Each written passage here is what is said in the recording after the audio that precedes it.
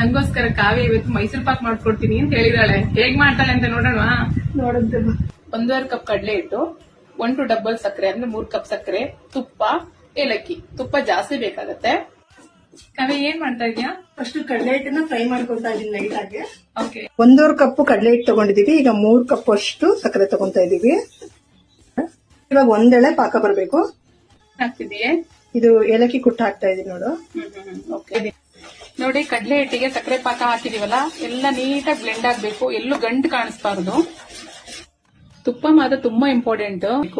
ತುಪ್ಪ ನೋಡಿ ಈ ತರ ಕಾಯ್ತಾ ಇದೆ, ಚೆನ್ನಾಗಿ ಬಿಸಿ ಮಾಡ್ಕೋಬೇಕು. ಈ ಕಡಲೆ ಹಿಟ್ಟಿಗೆ ಅದನ್ನ ಮಿಕ್ಸ್ ಮಾಡ್ಕೊಂತ ಹೋಗ್ಬೇಕು. ಸ್ವಲ್ಪನೇ